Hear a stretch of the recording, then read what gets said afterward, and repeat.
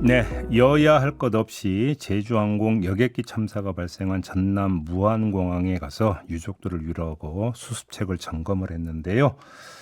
조국혁신당 제주항공 여객기 참사 수습대책위원회 위원장을 맡은 황운하 원내대표 연결해서 이야기 좀 나눠보겠습니다. 나와 계시죠? 네, 안녕하세요. 예, 어제 무안 다녀오셨죠? 네, 그저께 그러니까 사고 당일 29일 날 무안에 내려가서 예, 그래서 좀 새벽 시간까지 유족들과 함께 있다가 음, 어저께는 이제 유족 대표들 예, 그러니까 유족 대표들이 첫날은 구성이 안 됐었거든요. 어저께 이제 대표들이 구성이 돼서 예, 유족들하고 이제 좀 공식적인 만남이랄까 그건 어제 갔고 그리고 어제 오후에 올라왔습니다. 유족분들하고 좀 대화를 나누셨다니까 지금 유족분들 그 뭐라고들 하시던가요? 첫날은 뭐 좀 내려갔을 때는 이제 정말 뭐 믿기지 않는 표정들 너무 너무 큰 충격 때문인지 좀 어안이 벙벙한 이런 표정들로 예, 예. 예 그래서 말을 붙이기가 너무 어려웠고요. 네. 예, 그래서 그날은 자정까지 그냥 그 유족들 옆에서 유족들 지켜보기만 했고요. 예, 그리고 그날은 이제 그 유족들이 DNA 채취를 해야 되거든요. 그러니까 예, 지문이나 소지품 가지고 신원 확인이 다 안 되는 경우가 많기 때문에 예. 그리고 이게 이 사고 당시에 이제 큰 충격 또 화염 이런 것 때문에 시신이 훼손이 많이 돼 있습니다. 예. 그러다 보니까 이게 DNA를 채취해서 그 시신의 DNA와 대조 작업을 해서 시신을 수습하는 것 이것이 굉장히 중요한 일이거든요. 그래서 첫날은 이제 유족들 DNA 채취를 좀 하는 작업이 진행 중이었고 자정이 넘어서서 이제 그 좀 제주항공 대표 그러니까 사고 여객기인 제주항공 대표 그다음에 이제 국토부의 국장급이나 과장급이 이제 실무 책임자로 거기에서 유가족 지원하고 있는데 그 유가족들과 국토부와 그다음에 제주항공 측이 만나는 자리에 저희 조국혁신당 의원들이 증인으로 참여를 해서 그분들 말씀을 이제 들어주고 예컨대 뭐 장례 절차 아직 논할 단계는 아니지만 장례 절차가 진행이 된다면 장례 비용을 제주항공 측에서 그 지급 보증을 해서 장례 절차가 신속하게 진행되도록 해달라라는 그런 약속을 하는 자리에서 국회의원이 배석 증인으로 이제 참석을 한 거죠. 그런 역할을 했고 어저께는 이제 유족들과 이제 직접 만나면서 한 세 가지 요구 사항들이 있었는데요. 세 가지 요구 사항은 냉동 시신들 냉동 문제라든지 보관 시설 문제죠. 냉동 보관 시설 문제. 그 문제라든지 또는 이제 신속한 뭐 수습 문제 뭐 이런 문제 등에 대해서 또 이제 1층에 합동 분향소를 별도로 설치해달라 공항 1층에 그 부분은 곧바로 이제 제가 제가 또 국토위 소관이거든요. 국회 상임위. 그래서 국토부 장관이 현장에 나와 있습니다. 국토부 장관에게 바로 전달해서 국토부 장관이 그 문제는 바로 그 유족들 요구를 수용해서 무안공항 1층에 합동분향소를 만들고 합동분향소가 거기에서부터 공항에서 한 4, 5km 떨어진 무슨 스포츠 테마파크인가 이름을 잘 모르겠는데 어쨌든 무슨 체육공원 같은 데 있거든요. 거기에 좀 유족들은 그걸 떠날 수가 없는 입장이니까 그래서 이제 그래서 거기에 좀 설치해달라 해가지고 그건 아마 반영이 된 걸로 알고 있습니다. 지금 그런 일을 했습니다. 어제 뭐 뉴스를 보니까 이제 그러니까 시신 냉동 보관 시설 설치가 좀 늦어져가지고 유족분들이 많이 분노하시는. 그렇죠. 그게 이제 절차가 자꾸 지연되고 뭐 약속한 게 안 맞고 하니까 화가 나시는 거죠. 그래요. 알겠습니다. 이 점은 어떻게 보세요? 윤석열 대통령이 엊그제 이 참사를 예도하는 거를 페이스북에 올렸었잖아요. 이런 모습은 어떻게 평가하십니까? 정말 이런 때는 뭐 정쟁적인 발언은 서로 안 해야 되기 때문에 네. 지금 이제 사고 수습에만 좀 최선을 다하고 국민 애도 기간이지 않습니까? 그래서 이런 때 정쟁적인 발언을 안 해야 되기 때문에 조국신당도 일체 정쟁과 관련된 언급은 하지 말라고 이렇게 자체적으로 지침을 정해서 행동 하고 있는데 네. 도저히 참을 수 없는 것은 윤석열의 이런 정말 너무 황당한 일이죠. 직무 정지된 사람이, 그리고 그 사람이 그 이태원 이런 때 무슨 태도를 보였습니까? 그때 용산은 뭐 대통령실은 컨트롤 타워가 아니니 그 전에는 또 뭐랬어요? 그 무슨 안전을 중시하는 관료 사고를 버려라 막 이런 식으로 하면서 국민의 안전과 생명에는 정말 1도 관심 없던 사람이 이제 와가지고 직무 정지되고 난 다음에 이런 언제부터 안전에 관심이 있었다고 직무 정지되고 나니까 이제 와가지고 국민적인 슬픔에 편승을 해가지고 직무에 복귀한 데다 행동을 하니까 얼마나 화가 납니까?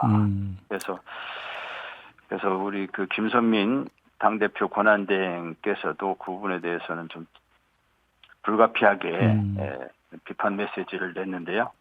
어쨌든 직무에 복귀한 것처럼 보이는 그런 너무 황당한 그런 행동 때문에 국민들이 경악하고 분노하고 있어서 불가피하게 그래도 좀 비판 메시지를 냈습니다. 알겠습니다.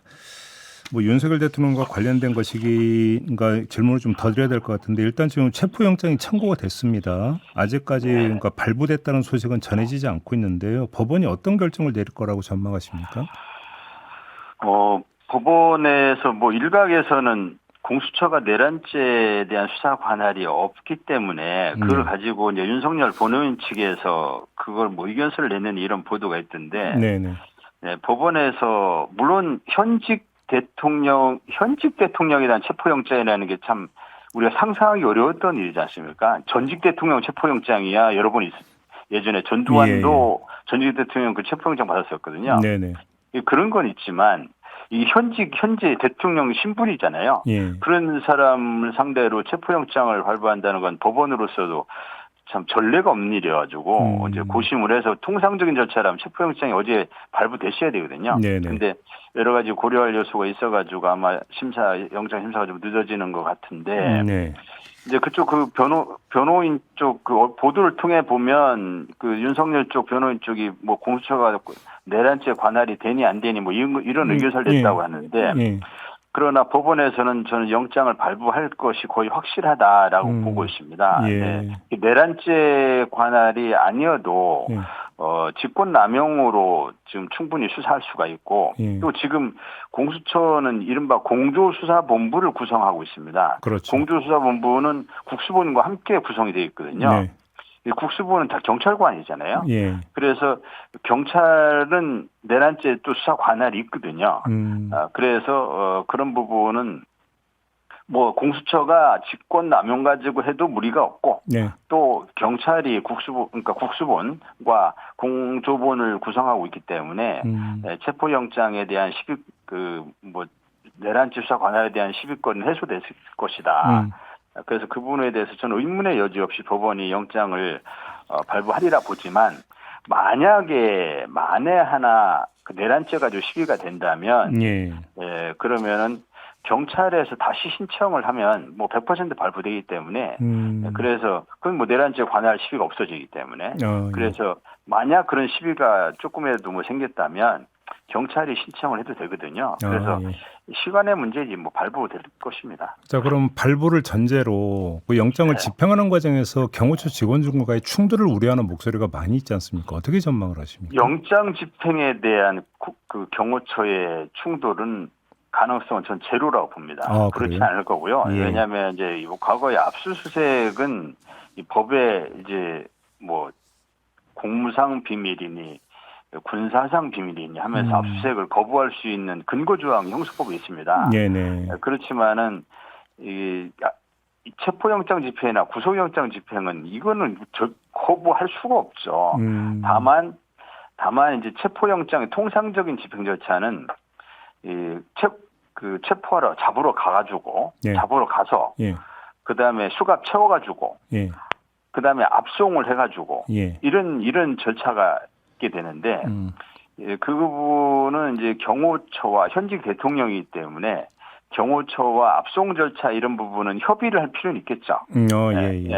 그런 협의는 필요할 수도 있지만 영장 집행을 거부한다. 이거는 뭐 있을 수 없죠. 경호처도 그런 황당한 일은 벌이지 않을 겁니다. 그러니까 사실은 근데 또 이걸 하기 전에 네. 현직 대통령이란 만약에 영장이 발부됐다면 그 순간에 본인이 알아서 출석을 하는 게 가장 최선 아닙니까?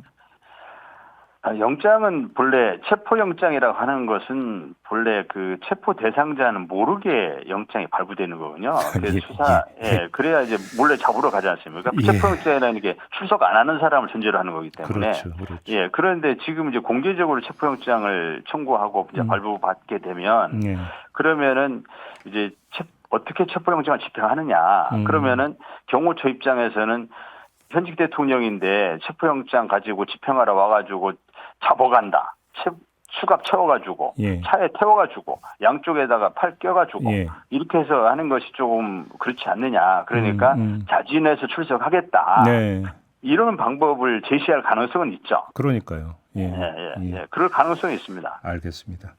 이제 오늘부터 이제 그 내란 국정조사 특위 이제 가동에 들어가는 것 같은데 지금 이 명칭에서 국민의힘이 내란이라고 하는 걸 빼야 된다 이런 주장을 하고 있다고 하는데 어떻게 평가하십니까?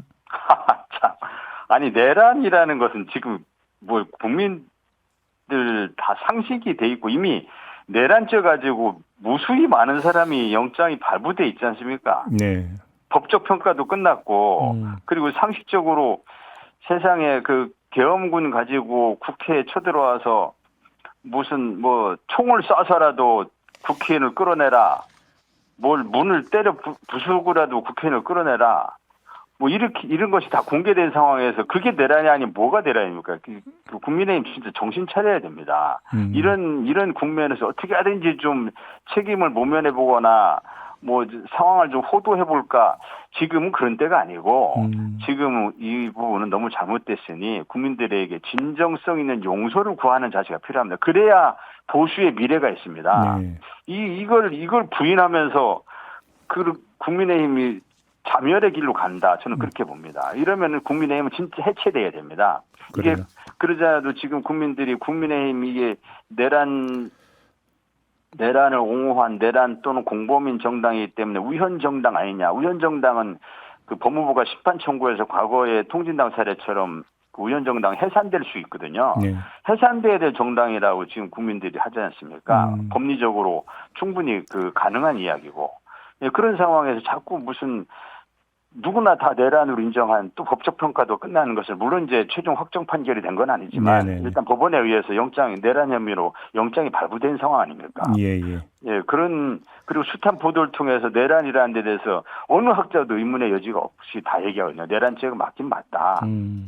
그런 상황에서 국민의힘 혼자 내란이 아니니 이런 얘기를 한다는 것은 정말 우리는 해산될 정당이라는 걸 자인하는 곳이다. 저는 좀 답답합니다. 알겠습니다. 마지막으로 짧게 최상목 권한대행이 지금 헌법재판관 3명 임명을 하느냐 마느냐가 지금 기로에 서 있는 상황 아니겠습니까? 어떻게 전망하십니까? 좀 짧게 답변 주신다면. 저는 임명을 불가피하게 한다고 봅니다. 이게 지금 경제가 완전히 지금 망가지고 있고 국가 신뢰도가 씩 떨어지고 있지 않습니까? 그게 정상적인 탄핵 심판이 진행이 돼야 이런 불확실성이 제거되는 거잖아요. 정상적인 탄핵 심판이 헌법재판관 임명이 시작되는 건데 이걸 안 해가지고 국가 경제 또 국가 신뢰도를 추락시키는 일을 지금 권한대행 더구나 경제 전문가인 경제부총리가 이런 일을 해서는 절대 안 된다고 생각합니다. 그렇게 안 하리라 봅니다. 알겠습니다. 자, 오늘 말씀 여기까지 듣겠습니다. 고맙습니다. 네, 황운하 조국혁신당 원내대표와 함께했습니다.